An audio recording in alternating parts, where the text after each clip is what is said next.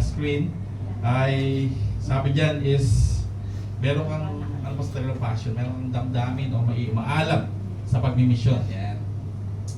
Hindi po yung inaawit ito yung mahal na araw Passion yun. Passion means you have a fervent desire, meron kang priority, meron kang involvement. Yan.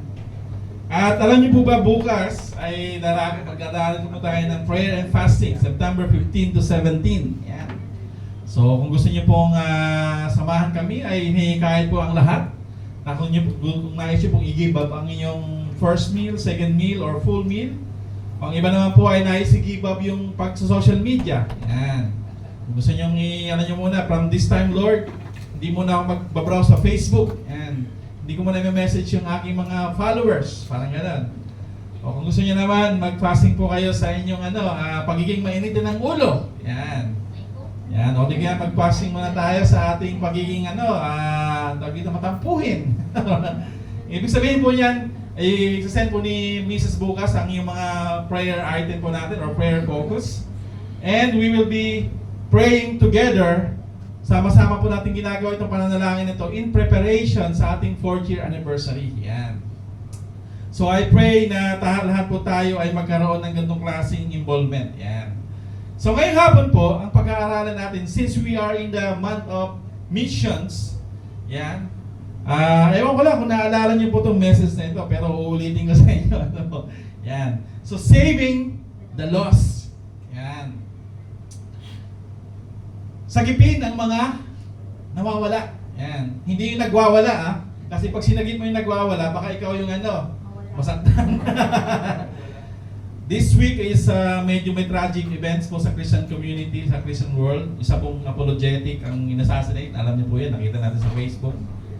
And isa po siya sa mga one of those smart people na in terms of debating or defending your faith. Apologetic means you are able to defend your faith with confidence. So mama po na ito, ang tao po ito ay habang po siya ay merong campus event doon sa Utah, alam po natin siya po ay namatay. Pero kahit ganun pa man, ang Christian community is, we are grieving for the loss of this person. Hindi siya loss kundi LOSS means wala na, okay? So, but anyway, we will not be talking about that event, but we are focusing on those people who are needed to be helped, needed to be saved, because they are like lost in their faith, lost in their becoming a better person, and gagamitin tayo ng Panginoon para po sila ay abutin. Amen ba? Sabihin mo sa sarili mo, Lord, I will be used by you. Yan, parang gamitin mo ako, Panginoon, sa yung pag-reach out. So, saving the lost. Alam niyo po yung mission will be mission only if no one is acting. There's no action. Tama ba? Kung mission lang at mission, nasa isip lang natin, pero wala tayong action. That is just like hallucination or whatever. Parang, iniisip mo lang, on your mind only, we should act and we should be involved. So, saving the lost is part of that. So, ikaw at ako po ay gagamitin ng Panginoon upang sagipin ang mga nawawala. Yan. So, let's read the word of the Lord in Isaiah 53 verse 6. It says here, all we like sheep have gone astray. We have turned everyone to his own way. We have turned everyone to his own way, and the Lord has laid on him the iniquity of us all. Ang bigat ng sinasabi po na yan, kung naintindihan po natin yan, sabi doon tayo lahat ay mga tupa na nagsiyalisan, naliligaw. At instead na yung tupa na naligaw, na nagkasala, ay parusahan, ibinigay doon sa isang tao, sa isang tupa, o isang sacrifice, na lahat po ng ating kasalanan, lahat ng ating mga pagdurusa, ay ibinigay sa Panginoong Kristo. So yun po yung tinutukoy ng verse na yan. Bago po tayo magpatuloy, let's bow our head and let's ask God in prayer of wisdom sa kanyang salita ngayong hapon pa. Panginoon, maraming po salamat sa hapon po na ito. Sa awitin pa lamang namin, Panginoon, ay tunay nga po, Panginoon, naramdaman namin ang iyong presensya, Panginoon. Napakasarap umawit, Lord. Napakasarap magdiwang, Panginoon. We are celebrating your goodness. And as you give us this theme this month, Lord, to have a passion for mission, passion for those who are lost, reaching out to them, Panginoon, we pray, O Lord, that you would strengthen our faith. I pray, Lord, that you give us the courage, the boldness, Panginoon, na kahit, Panginoon, may mga distraction, kahit, Panginoon, may mga obstacles, Lord, I will do it because I love you. Because we want to pray, please you, Panginoon. We want to honor you. And we want to share this wonderful experience of having a salvation, of giving, having forgiveness, Panginoon, being transformed by your love, Lord, to other people. Maraming po salamat, dakilang Diyos. This all we pray in the mighty name of Jesus. Amen and amen. Alam niyo po, a quick background sa Book of Isaiah. The Book of Isaiah is like, mayroon itong book po na itong sabi ng mga scholars and mga nag-aaral po. The Book of Isaiah is a message of warning and hope. Why warning? Because ang bayan po ng Judah, na bayan ng Panginoon, kaya mayroong warning sa kanila kasi po sila ay lumayo sa Panginoon. Ano ba yung ginawa nila ng paglayo sa Panginoon? They become deaf sa salita ng Panginoon. Ibig sabihin, ayaw na nilang pakinggan yung salita ng Panginoon. Instead of serving with humility and loving their neighbors and brothers in Christ, hindi na po nila ginagawa yun. Alam niyo po ba? Mas gusto pa nilang sambahin ang mga ibang Diyos-Diyosan at mas gusto pa nilang ipagpaliban ang pagsamba at pumunta sa ibang lugar kasi ganito yung kanilang mentality. And truth enough, ganito rin po yung nararanasan ng common church ngayon. Tama ba? Nakikita nyo ba yun? Na minsan ba, Lord, ang hirap nating buhatin yung ating mga papapunta sa iglesia and but kapag niyaya tayo mag-swimming, okay lang. Aray. Huwag na tayo mag-shopping, okay lang. Pero pagpunta sa church, para bang ang bigat ng mga paa natin. We are not because of the works of that enemy. So, masabi po dito, yan, ang Isaiah po is a prophetic also a message of hope because it has announcement of the coming Messiah. Kaya rin po ito a warning, a message of warning and a message of hope because it also announced the coming of the Messiah. Ang sabi po dito sa Isaiah chapter 7 verse 14, the promise or the prophecy of the virgin birth. Isaiah 61 verse 1, sabi the proclamation of the gospel, the good news. Isaiah 52 verse 13 to 12, verse 13 and 53 verse 12, sabi niyan sacrificial death of Christ. Isaiah chapter 60, yan, the prophecy of his return to claim his own. And Isaiah chapter 53 verse 6 describes how helpless we are like a sheep which are lost. So mga kapatid, ngayong hapon, ito po yung tayo eh. We are like sheep who have gone astray. What do you mean by sheep who have gone astray? Ang sheep na naligaw, lumayo sa Panginoon. So, tingnan mo natin, may aim, ang sabi po dito, ang loss, kagaya po yung pinag-usapan natin, can still be found, can still be retrieved, can still come back. Yung nawala, pwede mong mahanap pa. Pero yung loss is gone, destroyed, and wasted, and dead. Yan, sabi diyan, hindi na pwedeng ibalik pa kasi wala na, lost na eh. So, my aim for the ngayong hapon po, mga kapatid, is for us to understand what God has done for us and to understand the truth about the weight of our sin and its heavy punishment. And not only that, to value God's grace and mercy. And number 4, yung katotohanan, truth to be told on how we're being found and saved. So ito po yung ating message aim ngayong hapon. Ano po? Maintindihan kung ano yung ginawa ng Diyos. And why God done that is to understand the truth that the weight of our sins is mabigat po, may heavy punishment yan. And dahil sa biyaya ng Diyos, His grace and mercy, we are here at maintindihan po natin kung ano yung ginawa ng Panginoon on how we been found and saved. Well, unang-una, para po natin mag-gets yung pinakabuod po ng message na ito, is maintindihan po natin unang-una yung lavishness of God's love and grace. Ang sabi po sa 1 John 3, verse 1, sabi diyan, see what great love that the Father has lavished on us. Napakagrabe yung ginawa ng Panginoon. Parang sa salitang Tagalog na lavish. Yan. Lavish. Yan. Lavish. Parang similar. Kasi sobra-sobra. Lavish means overflowing. More than what you can imagine.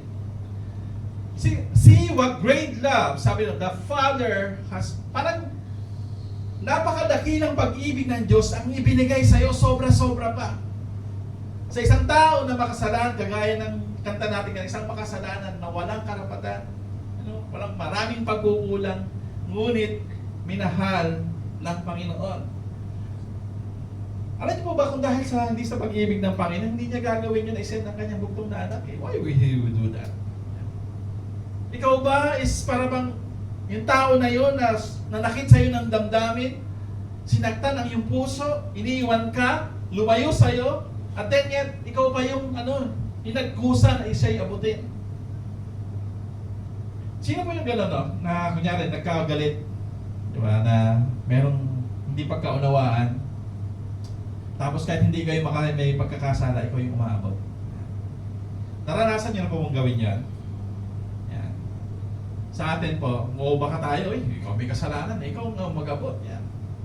Sa mga magkakaibigan, di ba? Minsan, nagbibiruan, nung pala, may naging nasaktan na yung damdamin, hindi mo na makaalam, po? Sa office, yan, sa mga co-workmates natin, akala natin, okay, nung pala, may something na. Yun yung struggle ko last week, last week actually. May something na pala, hindi ko dito. Parang hirap akong magtrabaho. Yan, good morning. Good morning! Tapos, parang hindi lang po sa puso ko, good morning. Alam mo yun, pero ang Panginoon hindi Because the Lord loved us ng sobra-sobra. Ephesians chapter 1, verse 7 to 8, ang sabi po dito. Yan. Pwede ba natin iusog ng konti yung kasi yung yan. Parang na yung pagbuto yan. Siguro po i-adjust yung yung Zoom. Sige pa pwede mag-adjust ng Zoom para makita natin lang. Ephesians chapter 1 verse 7 to 8. Hindi talaga. Okay. So dito na lang ba? In Him we have redemption through His blood, the forgiveness of sins in accordance with the riches of God's grace, that He lavished on us with all wisdom and understanding. Lavishness of God's love, lavishness of God's grace, unmatchable generosity. Yung pagbigay ng Panginoon sa atin ng pag-ibig ay sobra-sobra. Sa atin po kasi, minsan sakto lang Minsan kulang pa. Tama ba? Minsan kapag tayo po ay maglilingkod sa Panginoon, okay na yan sa Lord. Naintindihan na ni Lord yan. Ito lang yan, Lord. Ito lang kaya kong ibigay, Lord. Ako'y nasa iyo yan. Ganun po yung ating pag-iisip. Pero mga kapatid, let me open up to you. When you serve the Lord, when you give the Lord, it has to be with 100% and even more. Yeah. Ephesians 1:7 to 8, sabi nga doon, pinakita sa atin yung pag-ibig ng Diyos sa atin na sobra-sobra. And kagaya po ng sinabi sa John chapter 3 verse 16, for God so loved the world that He gave His Son to us. God has given it all, even the most precious and most dearest Son, He gave to pay our sins. Yung talagang pinaka-valuable mo, yung cellphone mo ba na iPhone ngayon, kaya bang ibigay doon sa tao na kailangan? Siguro hindi, no? Kasi valuable yan sa'yo Yung natitira mong pera o yung pera mo na malaking bag, mga 6 digits sa bangko. Kaya mong ibigay, siguro, pag ibigay ito, pinaghirapan ko ito, inipon ko ito. Pero ang Panginoon hindi The Lord, the Maker, He showed His love for us by giving His most precious to us. That's the Lord Jesus Christ Himself. Pinakita ng Panginoon yan. Romans chapter 8, verse 32, ito yung sinasabi dito. Sorry. Romans 8:32. He who did not spare His own Son, but delivered Him up for us all. The question is this, mga kapatid. Are we worthy of His love, of God's sacrifice? Karapat-dapat ba tayo doon? Sino po makakasagot? Pwede ba natin sabihin, Lord, ako karapat-dapat ako dahil karapat-dapat akong iligtas dahil ganito, dahil ganyan? No one. Nobody. Kung babasahin niyo po yung book of Romans from chapter 3 up to proceeding or mga susunod na mga chapters, makikita natin yung situation natin. Romans chapter 3 speaks that we have fall short, na wala tayong karapatan iligtas, wala tayong kakayanan. For all have sinned, Romans 3:23, and fall short of the glory of God. We are destined for destruction. We are destined for suffering on eternal death. But God's love, He lavishes it on. Kahit yung kasalanan natin, na-cover yan ng pag-ibig ng Panginoon. Ganun po yung ginawa niya sa atin eh. Yung mga pagkukulang natin sa Panginoon, na-cover yan ng pag-ibig ng Panginoon. Kaya nga po, ang sakripisyo lamang ng Panginoon sa Kristo, ang kanyang kamatayan doon sa krus, ang siyang naging kabayaran sa lahat po ng ating mga kasalanan. I would like to show you this one, mga kapatid, about cheap grace. Yan. Illustration about cheap grace. Sabi diyan, cheap grace is the deadly enemy of the church. Yan. Gusto niyo ba magtayo ng ganitong klaseng fellowship? Welcome to Cheap Grace Fellowship. It's a little about God and it's really about me. Wag naman po sana, no? Yan. Cheap grace, ito po yung ngayon kumakalat na unknowingly, siguro hindi natin nanonotice sa lahat ng karamihan sa mga bigger churches, or I would say parang mga churches na hindi sila careful sa ganito, is delikado po yan. Una, ano ba yung cheap grace na sinasabi? Cheap grace is the deadly enemy of the church. Ang sabi ko diyan, cheap grace means the justification of the sin without the justification of the sinner. Ano ba yung ibig sabihin yan? Okay lang yan kasi he deserved that. Parang ganun yan eh. Kahit mali yung nagawa mo, okay lang yan, he deserved that. One time po, yan, parang sabi na ganun. Kung ano yung, ang law po kasi na ano eh, nung mundo, do unto others, do not do unto others, yung turo ni Confucius, sabi niya, do not do unto others what you don't want to do unto you. Golden rule. Tama ba? Naalala niyo po yun? Do not do unto others what you don't want to do unto you. Pero ang turo ng Panginoon Jesus, ganito eh, do unto others what you want them to do unto you. Ibig sabihin, do good to others. Hindi ikaw yung magkaantay. Do not do, mayroong recitation. Pero sa Panginoon kasi, justification of the sin, parang sinasabi nila, okay lang yan. Basta wala kang ginagawang masama. Kahit mali na sa harapan ng Panginoon. Kahit wala kang sinasaktan. Yan po yung sinasabi niya eh. Cheap grace means the justification of the sin. Yung maling ginagawa, ginajustify yan, kahit sa tingin natin, lumalayo na tayo sa Panginoon. Delikado po yan. Another thing, cheap grace means preaching forgiveness without requiring repentance. Papatawarin tayo ng Panginoon kahit hindi ka mag-repent. That's wrong. You have to repent first. Lord, I'm sorry for what I did. Lord, I'm sorry for what I've been doing. Gusto ko nang manumbalik sa'yo. Hindi po pwedeng may forgiveness na walang repentance. Kailangan po may repentance, remorse sa puso mo. Alam niyo po yun na you acknowledge that you are a sinner. You acknowledge that you need help. Kasi kung gano'n lang, eh di magkasala na tayo lahat ng todo-todo. Eh, forgiveness naman eh. Tama ba? Andiyan na yun eh. Okay lang Lord eh. Papatawarin mo. Ano yung Diyos natin? Parang ano natin, under natin siya. He can forgive anytime we want. No, it's not like that mga kapatid. You have to be careful about this.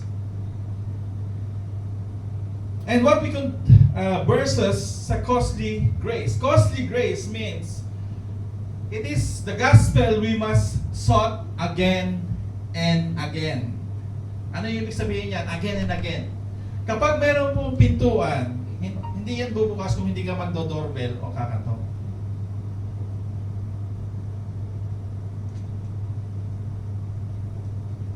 Kasi kung tatayo ka lang dyan. Ayaw ko ngayon, yung mga pintuan yun, may mga sensor din, may mga camera eh. Pero noong unang panahon po kasi, if you don't knock, the door will not open. Another thing we could say, costly grace is the gift we must ask for, or the door that we must all knock. Sige nga po sinasabi dyan, no? Kailangan nating hingin sa Panginoon. Yan. We ask God, Lord, give me this grace. I will knock on the door, Lord, and open. Sabi po ni Jesus doon, knock and it shall be opened unto you, and seek. Nakalimutan ko na yung ano. At may yung matatagpuan. Yan. Sinabi po ng Panginoon yan. Another thing we could learn, mga kapatid, is sabi lang, grace is costly because it calls us to follow Christ. Tinatawag tayo na sundan ang Panginoong Kristo. It is costly because a person gave a man's, sabi lang, it is costly because it's a cost of man's life, and it's a grace because it gives a man the only true life. It is costly because it's cost a person his life, and it is grace because it gives a man the only true life. Naintindihan niyo po yung yung gist ng ng sentence. Na it is very costly kasi binigay ng Panginoon ng kanyang buhay, and it is grace because sa pamagitan ng Panginoon sa Kristo makakatanggap tayo ng buhay na walang hanggan. John 14:6 says, Jesus said, I am the way, the truth, and the life. No one can comes to the Father except through Him. It is costly because it condemns sin. It is grace because it is justifying the sinner. So when you repent, yan, it condemns yung maling ginawa, hindi yung nagkasala.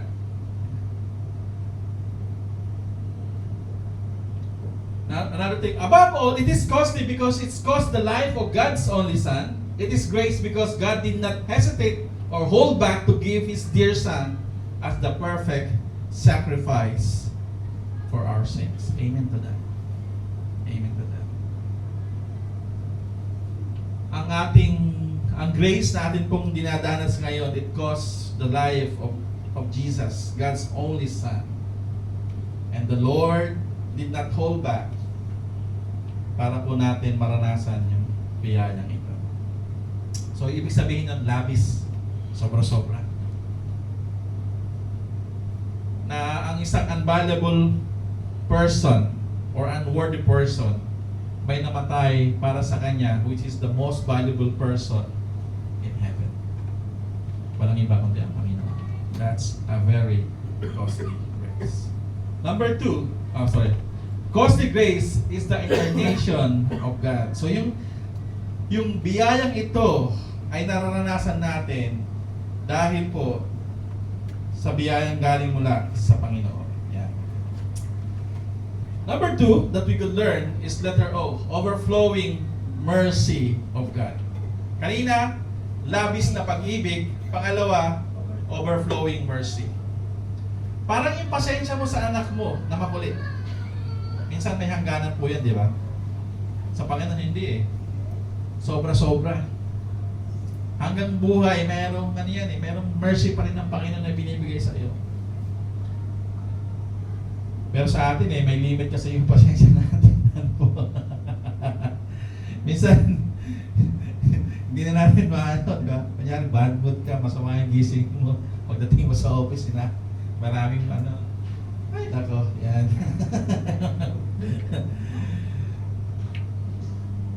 Tapos wala ka pang pera. Pero sa Panginoon, overflowing mercy of God. Psalm 86 verse 5, for you, Lord, are good and ready to forgive and abundant in mercy to those who call upon you. Ito po kulang sa atin eh. Tumawag sa Panginoon. Yan. Minsan, tinatawag pa natin yung ating mga connection, pero pagtawag sa Panginoon, hinuhuli na natin pag wala na tayong choice. Pero sa Panginoon po kasi, sabi niya abundant in mercy to to people who call on His name. What do you mean by also overflowing mercy of God is, sabi po sa Ephesians chapter 2 verse 4, but God who is rich in mercy, because of His great love, which He loved us. So yung love and mercy, magkakonekta lagi yan eh. Dahil naranasan natin yung habag ng Panginoon, minamahal tayo ng Panginoon. Yan. Ngayon, kung hindi lang kita mahal, sabi ng Panginoon, tiniris na kita. Pero grabe yung pag-ibig ng Panginoon eh. Psalm 51 verse 11, ang pang sabi dito. Have mercy upon me, O God, according to your loving kindness, according to the multitude of your tender mercy, blot out my transgression. The reason why we are, Panginoon, buhay at meron tayong nararanasan na biyaya na nagmumula sa Panginoon is dahil sa kanyang habag. Mercy is granted when there is remorse and repentance. So ang kahabagan po, pag mayroong remorse means is like you feel sorry on what you have done. Mahirap kasi magawad ng habag kung para bang nag-i-enjoy ka pa doon sa maling ginagawaan po. Hindi po yun ang gusto ng Panginoon eh. Mercy is granted when there is remorse and repentance. God's mercy is beyond measure. It flows without end from the love of God that He giveth to us. So, yeah. Meron pong isang illustration dito according dun sa sa Daily Gospel. Sabi po dito, God's inexhaustible mercy. What do you mean by inexhaustible? Hindi nauubos. Hindi kayang ubusin. Yan. Parang hirap intindihan, ano? God's inexhaustible. Hindi nauubos yung habag ng Panginoon sa iyo at sa akin. Kasi kung ubos na yan, ubos na rin tayo. Tandaan niyo po mga kapatid, God's inexhaustible mercy. God's mercy never grows old. Even though we are living in a polluted and decaying world. Kahit tayo po ay tumatanda, nagbabago yung ating paligid, hindi nauubos ang mercy ng Panginoon. Number 2, God's mercy never run out. It never grows weak and weary. Sa mga sasakyan po, pag bago yung sasakyan, ang ganda ng takbo. Yan. Pero habang tumatagal yan, nasisira yung gulong, brake pads, mga bushings, radiator. Kapag di mo pinapaservisan, titiri ka sa daan. Naranasan natin yan. Minsan napaplat. Pero ang Panginoon hindi eh. God's mercy, it never run out, it never grows weak. Alam niyo po, sa buong creation, sa buong mundo, lahat po ay nagdi-deteriorate. Tama? Tingnan niyo yung katabi niyo. Mukha bang nagdi-deteriorate? Deteriorate. Kung baby face pa rin. Yeah. Sa atin, di ba, ngayon, nung high school tayo, pupogi natin, makapal yung buhok natin. Ngayon, mas marami pa tayong ginagamit na sabon kaya sa shampoo. Kasi wala pang pinapatamaan dito. Natural po yan. Nangyayari. Yan. Pero sa Panginoon kasi, sabi, God's mercy never run out. It never grows weak and weary. Hindi siya napapagod. Yan. God's mercy never fail to meet the need. It never disappoints. Amen. Ang sabi ko dyan, need hindi wants. Magkaiba po kasi yan eh. Yung wants is what you want. Kahit meron ka na, gusto mo pa rin. Yung need is for you to survive. Number 4, God's mercy is a form fitted for all the challenges, disappointments, sufferings, temptations, and struggles with sin within. So ang mercy po ng Panginoon, form-fitted, what do you mean? Like akmang-akma sa atin. Sa lahat ng mga struggles mo, disappointment mo, challenges, temptation, nakaakma po dyan yung habag at pag-ibig ng Panginoon. Let me just show you some examples of that. Sabi dito, oh, inspiring mercy. Ano ba ibig sabihin niyan? Namamangha ka sa biyaya ng Panginoon, sa habag ng Panginoon. Na-inspired ka. The reason why you're here, because you experience God's mercy and love it. Wow! Yan. Another thing, example is rebuking mercy. Kapag tayo po ay nagko-correct, o gusto may ituwid, meron pagmamahal. Yan. Meron pong correction kasi na harsh. Yan. Pag nagpunta ka ng military, sino ba nakaranas ng military dito or ROTC? Wala na sa mga millennials, wala na. Gen Z, wala na. Maglinis ka na ng banyo, magwalis ka dun, sasabihin nila, okay na yan. Pero noon po kasi, merong ROTC.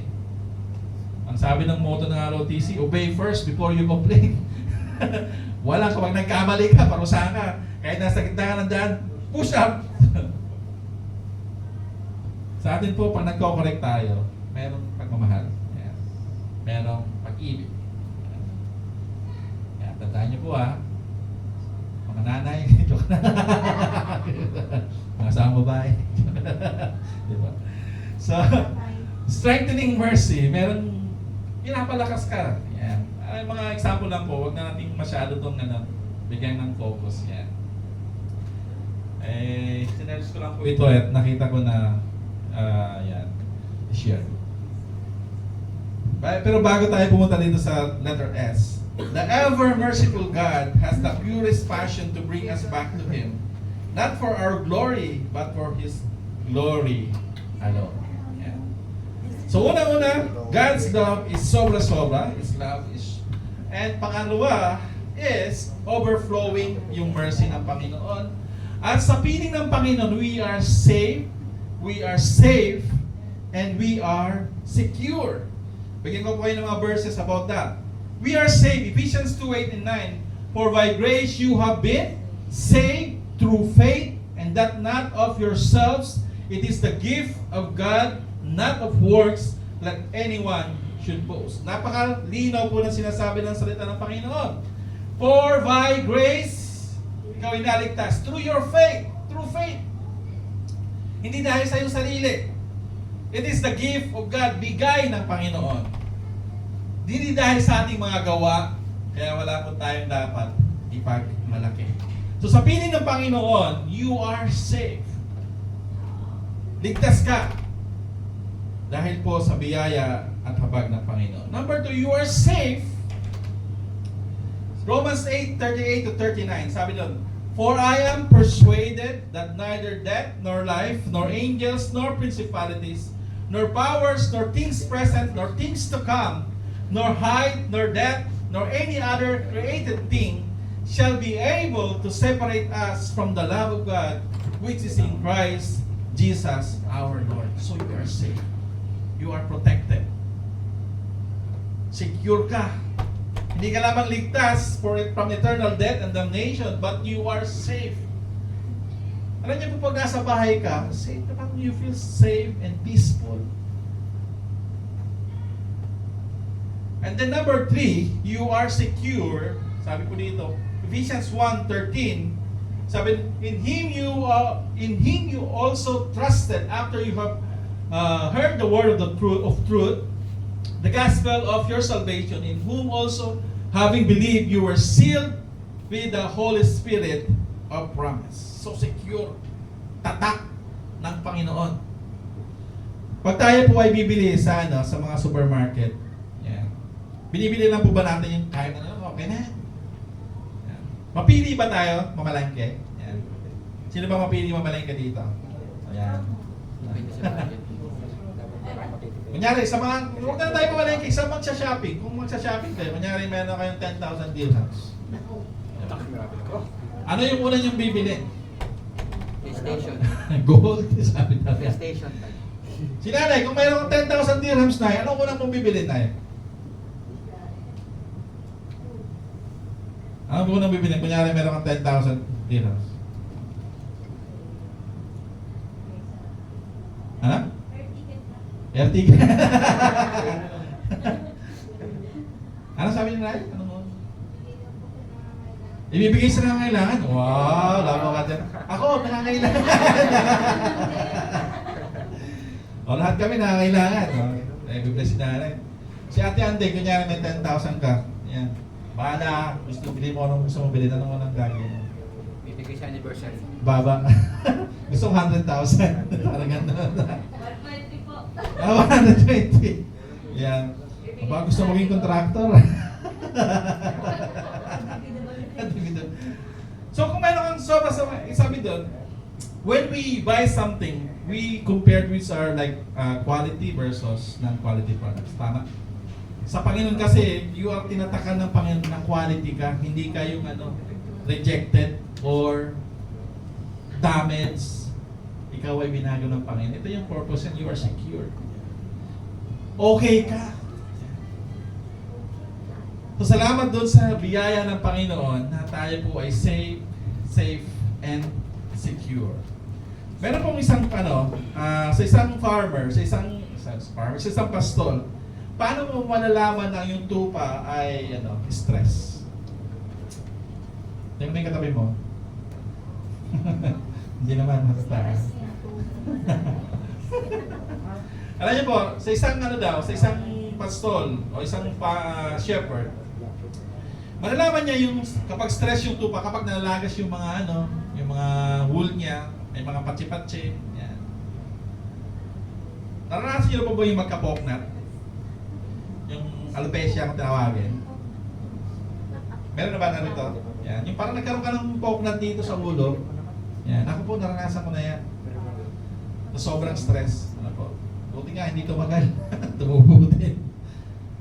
So, makikita mo na isang pastor na kapag stress po yung tupa niya, kapag ito po ay hindi, tawag dito, may mga bagay na, alam mo yun, may mga, sa katawan niya, may patse, may sugat, laging sakitin. Yan.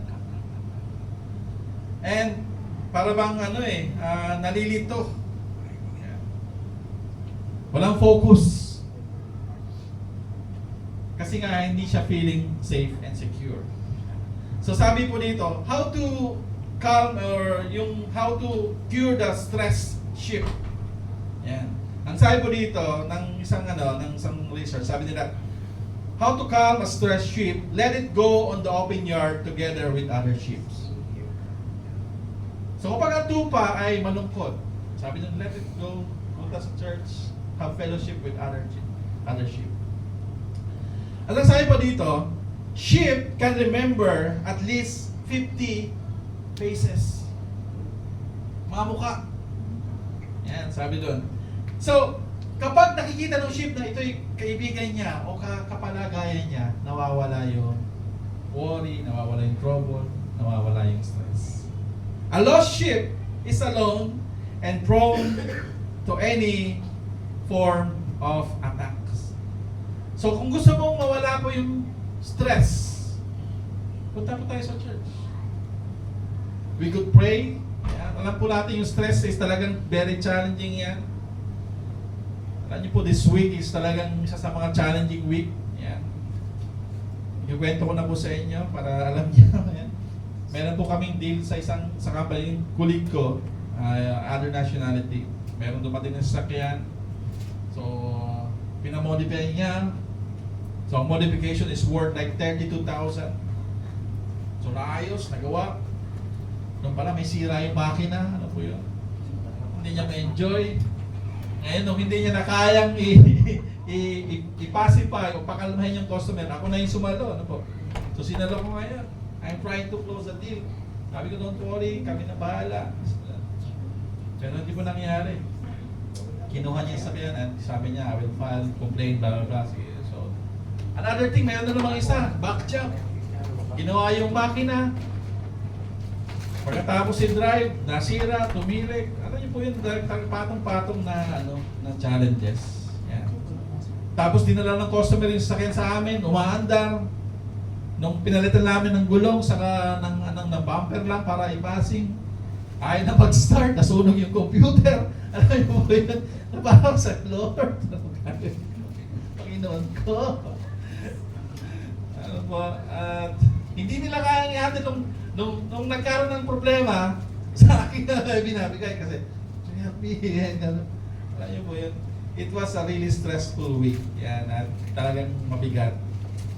And sabi ko, Lord, what should I do? So, nagpray ako, Lord, bigyan mo ko ng wisdom. I tried my best. Doon sa una, gusto mo bang i-trade din na bininin namin yung sira mong sakyan at ayaw pa rin. So, let go, say, no problem. Kung ayaw mo, bye.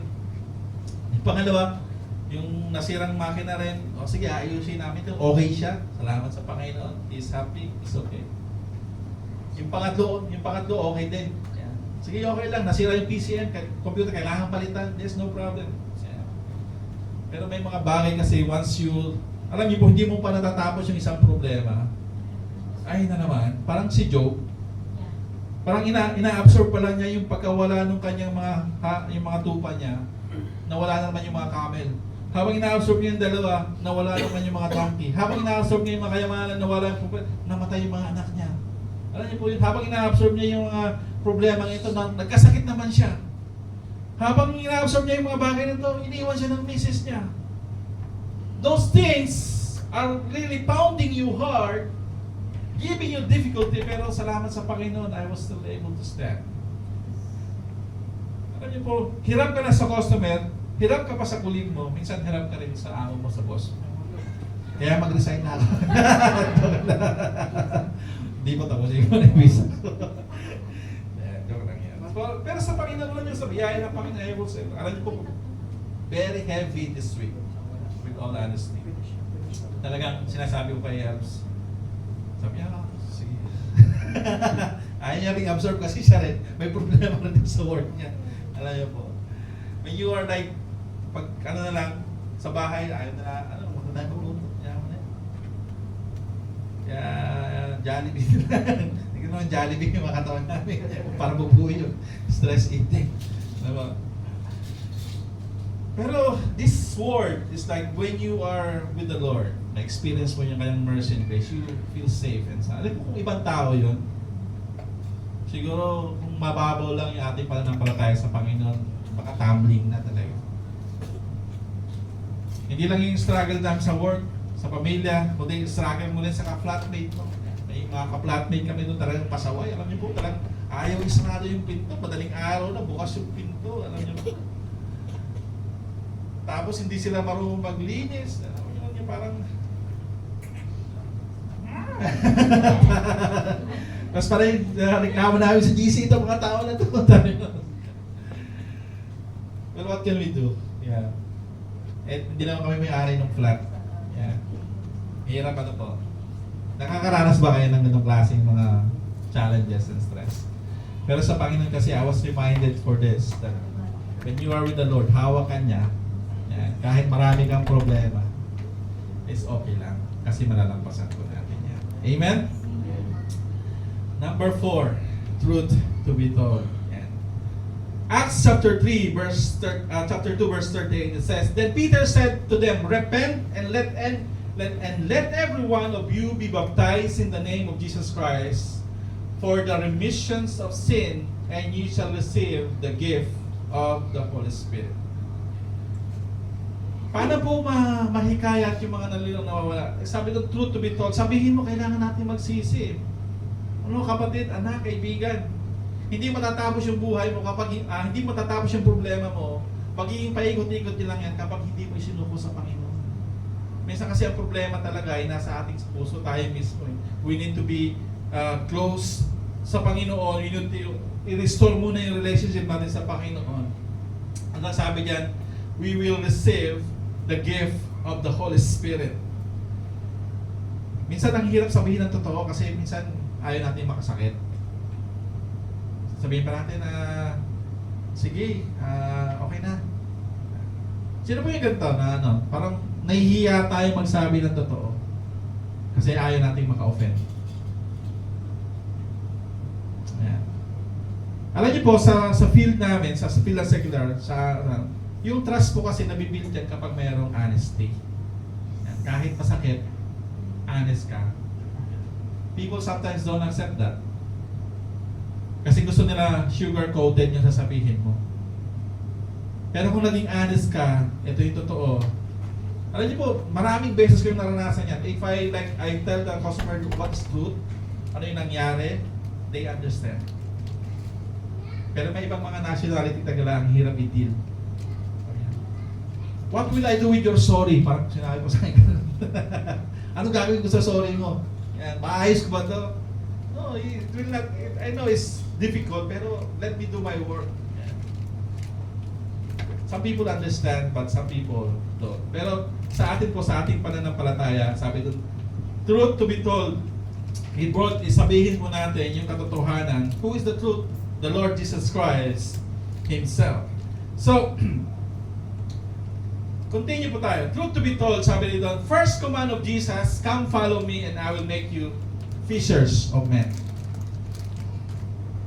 Ang instruction niya or yung command ng Panginoon, come, follow me. Sabi ng Panginoon, and I will make you fishers of men. So ano yung last command ng Panginoon? Sa Matthew 28 verse 20, ito po yung ating aim. Amen? Go and make disciples. Go therefore and make disciples of all nations, baptizing them in the name of the Father and of the Son and of the Holy Spirit, teaching them to obey everything that I have commanded you. This should be go. Una, we follow the Lord. And last instruction ng Panginoon, His command to us is to go and make disciples. Ang sabi po sa Matthew 28:18, 19 to 20, ito po yung ating text o yung ano natin sa anniversary. Go therefore and make disciples of all nations, baptizing them in the name of the Father and of the Son and of the Holy Spirit, teaching them to observe all the things that I have commanded you, and lo, I am with you always, even to the end of the age. Amen. Paano daw natin maranasan yung presensya ng Panginoon to be with us always? Anong dapat natin gawin? Go. This is the first step.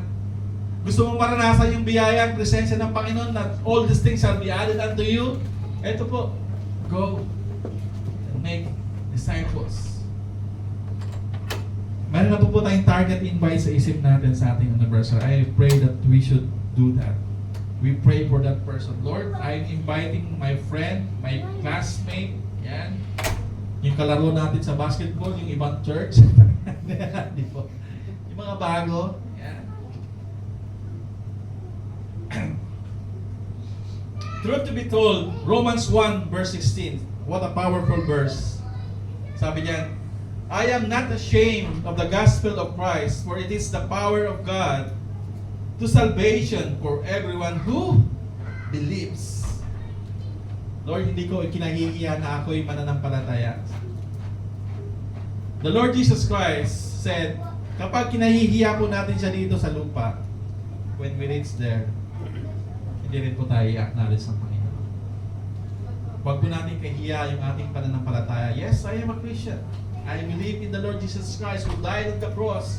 After 3 days, He rose from the dead. And I put my faith on Him because He is the way, the truth, and the life. Mga kapatid, sa atin pong pagwawakas dito sa mensahe na to, sabi dito, God has lavishly loved us. His grace abound in us while we are still sinners. We are not consumed because of His overflowing mercy. We are safe and secure in His loving arms. We should be bold of testifying that Jesus is the way, the truth, and the life, and He came to seek and to save the lost. Tayo yung lost. Tayo naligtas. Alam niyo po, lost also identifies, kung gusto po natin talagang ibigyan ng action yung ating mission, is lost is to look for someone. O is to offer your time. S is to share God's message. And T stands for telling, to share, to testify the goodness and the salvation of God. Mga kapatid, our anniversary is coming very short na lang. 2 linggo na lang, most especially. Yeah. Pero nasa na ba tayo? Yeah. Sana po hindi tayo lost, no? We are on track of doing this. At i-remember po natin kung paano natin naranasan yung biyayang pagdiligtas ng Panginoon ay may bahagi rin po natin sa mga tao, sa mga kaibigan na hindi pa nakakilala sa Panginoon. Shall we bow our heads in prayer? Panginoon, salamat po sa hapong ito. Hindi man kami karapat-dapat, Panginoon, hindi man kami valuable or ang buhay namin ay malayo sa iyo, Panginoon, sa kabila ng aming mga pagkukulang. We don't deserve all of these things, Panginoon, but yung sobra-sobrang pagmamahal niyo po sa amin, yung overflowing mercy, Lord. Kapag hawak niyo kami sa inyong mga braso, sa inyong mga kamay, we are safe and secure. At marapat lamang, Panginoon, namin na ibahagi ito to tell the truth sa mga tao hindi pa nakakilala sa iyo. Panginoon, abutin niyo po yung mga kapatiran ko. Sometimes we are in pain, sometimes we are in sorrow, sometimes we are in deep thought of what's going to happen. Yung mga worries po namin, Panginoon. Pero Panginoon, ang lahat po ng ito ay hindi kayang pantayan yung ginawa niyo doon sa cross ng Calvary, Panginoon. That you are the most precious one, Panginoon, in heaven. Given to us. Died on the cross. You sacrifice your life for us, Panginoon. Dapat po pahalagan, parang unawa niyo sa amin, Panginoon, pahalagan po namin ang sakripisyong ito. At Panginoon, maging bold kami, maging matapang kami, maging aggressive kami sa pag-share ng iyong salita, Panginoon. Marami pa po dapat paghuhin sa aming buhay. Marami pa pong dapat ayusin sa aming buhay, Panginoon. At nawa po, Panginoon, ay patuloy niyo kaming i-mold, palaguin, i-strengthen ang iyong pag-ibig, Panginoon. Salamat o Diyos dahil sa kabila po ng kami nagkasala, sa kabila po kami lost, you found us. We were once was lost, but now we are found by your love and grace. Maraming po salamat at ng Diyos. We honor you, we love you, and this all we pray in the mighty name of Jesus. Amen. To God be the glory po. Maraming po salamat.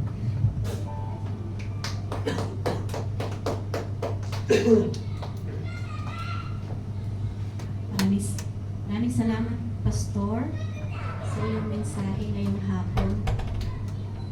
Dudugtungan ko yung mensahe ni Pastor, pero mamaya. Ibigay ko muna yung aking exhortation for tithes and offering. Before that, I have a question. Please bear with me. It's a little bit long. Can I tithe my time instead of money? What is the difference between financial tithes and offering versus your time offering? Financial tithes, in definition, it's monetary in figure. Sa madaling salita, pera. Yung purpose nun, sabi, it is mandated not out of our obligations, but as an act of obedience, worship, and fully entrusting the Lord, a tenth of what you are earning. After all, whatever we have right now, all comes from the Lord. Biblical context, it says in Malachi chapter 3 verse 10, bring the whole tithe into the storehouse, that there may be food in my house. Test me in this, says the Lord Almighty, and see if I will not throw open the floodgates of heaven and pour out so much blessing that there will be